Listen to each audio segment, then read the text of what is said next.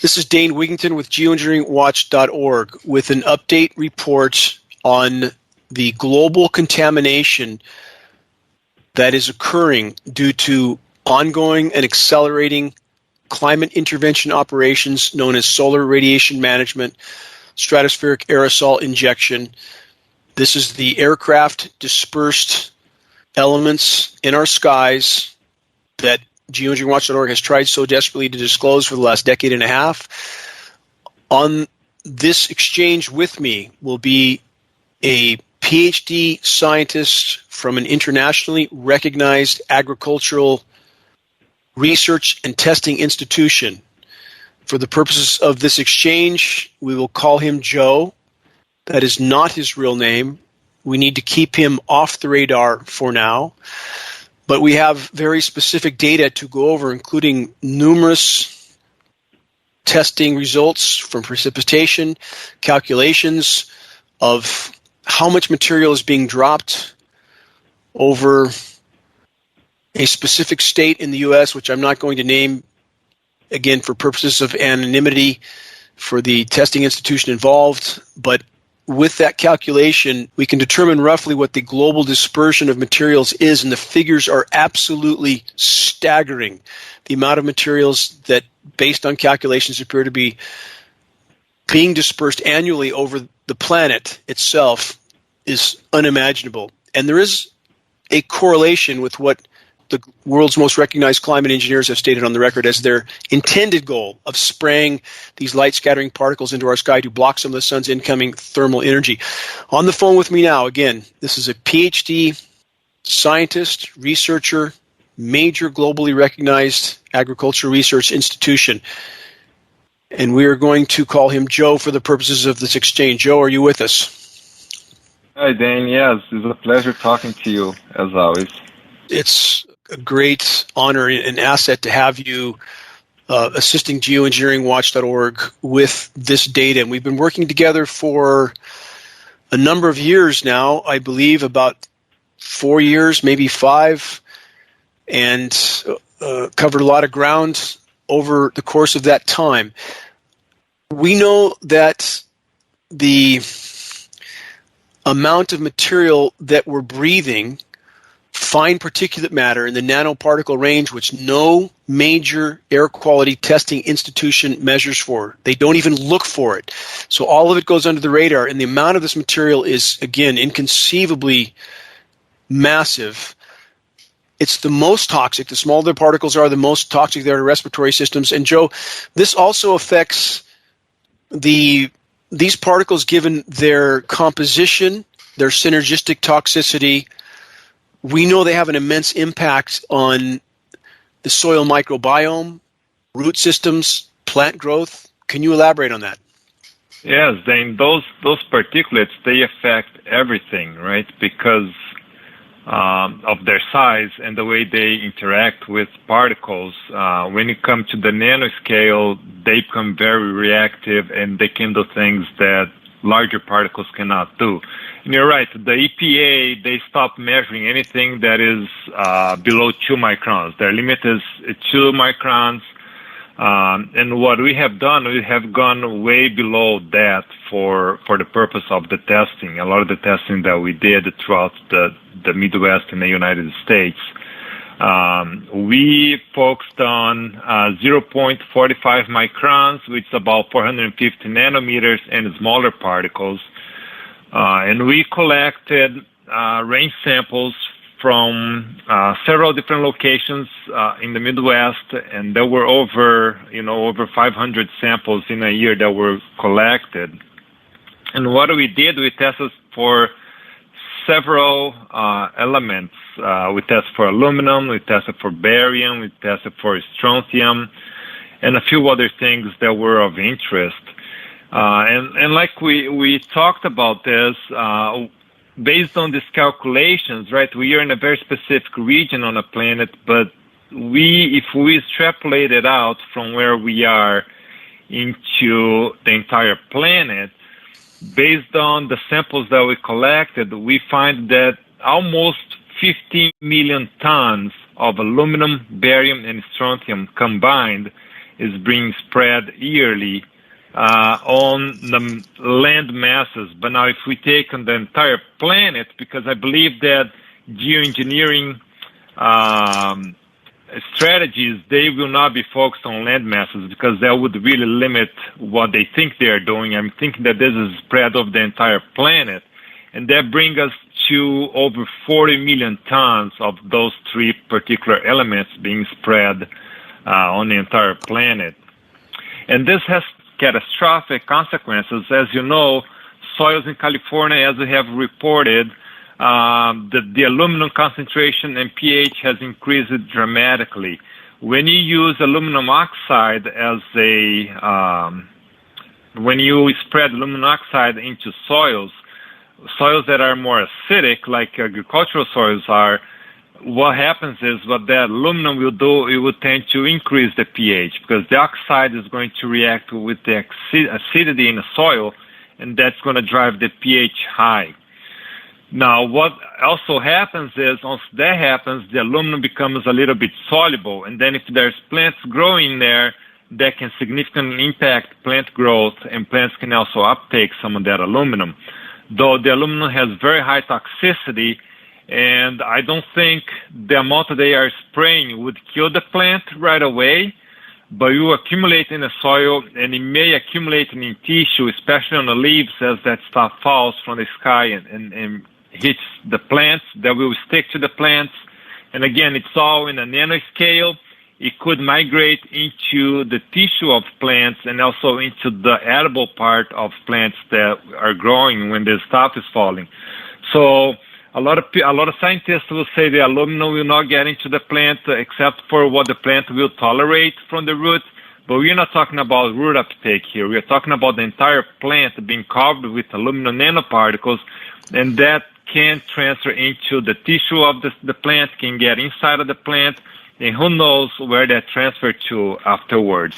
Because we're not testing, right? As you said. Go ahead. Well, I want to make a point, too. With larger organisms like trees in forests, we do have peer-reviewed science study to say that when they detect this aluminum toxicity in precipitation and soils, bioavailable aluminum now, that those larger organisms can tend to shut down nutrient uptake, correct, to try to protect themselves from this toxin, causing a slow, protracted death of the trees in the forest. So the smaller organisms, edible crops, so forth, may be uptaking this, which means we are intaking it with consumption of these organisms.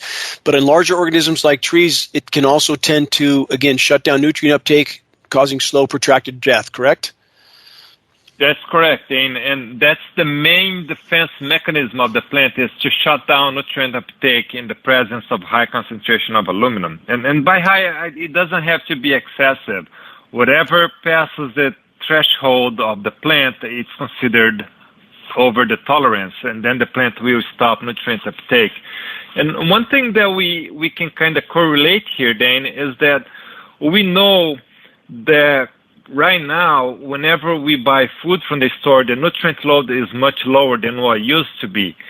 A lot of this is blamed on the use of chemical fertilizers, but I think it could also be related to the high amount of aluminum being spread, which is forcing plants to shut down nutrient uptake and therefore have a lower nutrient density overall, which, like I think you have touched on this on some of your broadcasts, that we have to consume a lot more food now to get the same amount of nutrition than we used to. And some of this is due to chemical fertilizer use, but I believe it could also be linked to aluminum toxicity and plants being less efficient at removing nutrients from soil. And then the microorganisms in the soil, they're also negatively impacted because, as you mentioned, this aluminum is now bioavailable. And if the plants suffer from it, so will the microbial community in the soil. That can limit what type of microbes can go in the soil, can limit the type of community of microbes that are growing, and it can limit the function of the soil. And therefore, it becomes a much less effective media for plants to grow and for nutrients to be made available for that crop. And then we, on the other hand, we are eating less nutritious plants. Even things like cattle. Whoever eats meat, you're eating a meat in the cattle that is less nutritious as well, because they are in plants and corn and soybean, whatever they're being fed, which have a lower nutrient density, and therefore they will also have a lower nutrient density. And then on the overall, we all end up with nutrient deficiencies, lower health, and a cascade of negative consequences as a result of this single thing, right? That is just the senseless application of aluminum on the stratosphere. A cascading effect. And on top of everything that we've just discussed, we have the fact that the genetically modified crops, genetically modified organisms in and of themselves, although they grow significantly faster, they contain in many cases half the nutrition. And that's on top of all the other nutrient limiting factors we've already discussed. So it's truly a very negative scenario here all the way around for anything living to gain the essential nutrients needed to sustain optimal health, correct? That's correct, Dane. And the GMO brings out another issue. But before you go there, let me just make one more point about those nanoparticles being spread.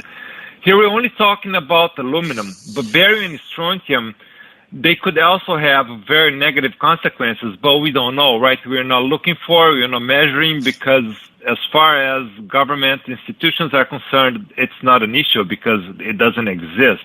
But here we have over 10 million tons, 40 million tons on the entire planet of those three particles being spread, and we are not even looking for them. So how could we know whether or not they are really negatively impacting our lives? It says that it's very significantly negative. Absolutely true, and very important points. And then we have also synergistic toxicity, that all these elements highly toxic in and of themselves, and when combined, toxicity can increase exponentially, correct? We have in the case of aluminum and mercury, we have peer-reviewed study of the synergistic toxicity between those two metals, both of which are now ubiquitous in the environment and in us. And the toxicity increase based on peer-reviewed study between those two metals can be as much as 100 times worse, 10,000% worse.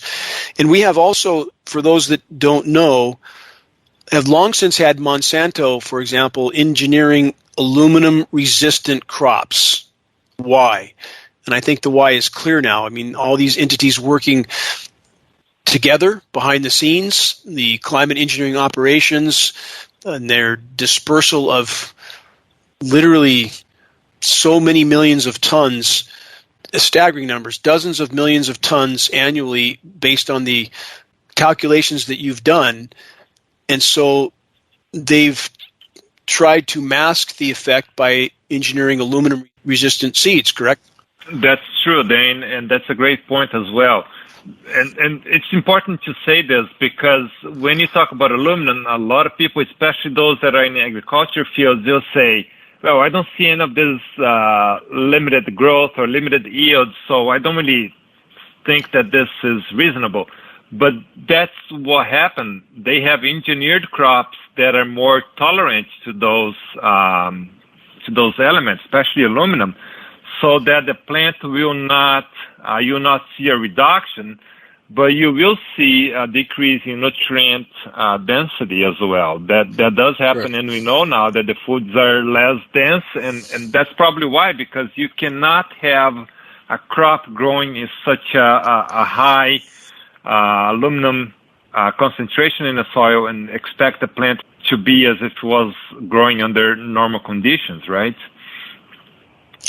Correct. And to give listeners an idea, I want to back up. You mentioned that you've done on an annual basis over a specific region in the Midwest about 500 tests, and I know there was about 100 done recently. And we also had the element graphene show up in most of those tests, correct? Yes, graphene is like you had speculated that graphene was also being used for geoengineering operations, and we are able to confirm that indeed there are, not in all events, not in all rainfall or snowfall, but in the majority of them, there are graphene oxide is showing showing up in the samples that we collected. And that, again, that's in the nanoscale. It's less than 450 nanometer size. Anything above that we did not test, so it could be much more, right? All those numbers we are giving here, it's all on the nanoscale. There could be larger particles that between that 2 micron and 0.45 microns that we did not measure, so that could be even much more than what we are talking about. But yes, graphene is present now. And graphene is very interesting, Dane, because this graphene stuff, I don't even know why they are still working with graphene. They should have stopped graphene when they first discovered. They should put that on the side, because the amount of issues that this is proving to be, it's unbelievable. I don't know if you are aware of this, but, well, it's going to link several different topics here, Dane, and I'm going to try to keep it in a way that is logical and makes sense. But before we get into the graphene, let's talk a little bit about endocrine disruptor elements that are being spread on the environment. I don't know, maybe 10, 15 years ago, there were a lot of hypes about atrazine, especially atrazine, changing sex in frogs. And what happened is that atrazine is known for having endocrine disrupting function. It will mess up the hormone system in the organism. And they found this in amphibians, and they saw that it does happen. Now, they only looked at atrazine. Now, I believe that many of the other pesticides being applied also have that very same effect. Now, when you look in the literature review, you will find that you have very contrasting results reported. Some research will show that, yes, it's indeed very negative and does have very high disrupting properties in terms of endocrine system. And then you have other studies that show that it did not show to have any negative impact on the endocrine system of the species that are being studied. Now, if you look closely into those studies, they usually will take organisms that they're studying, they will put in solutions with different concentrations of those compounds, for example, atrazine or Roundup, glyphosate, whatever you want to study. And then they will leave those organisms there for a few hours or maybe a day, at the most a couple days, and then they grow the organism for their full life in very clean water. And then they will say, well, it had a negative impact or have a positive impact. It did not cause any damage. Now, I would like to see what water body only has atrazine or glyphosate in them for a couple hours a day. Ever since those pesticides have been used, I would say that most of the water bodies have those chemicals in them for the entire year, right? It's not something that happens for a day or two. It's there every single day. And that's what those studies miss. They are not putting those microorganisms in the contaminated water for the entire life cycle. They're only doing for a few days, and they're finding those massive negative impacts on them.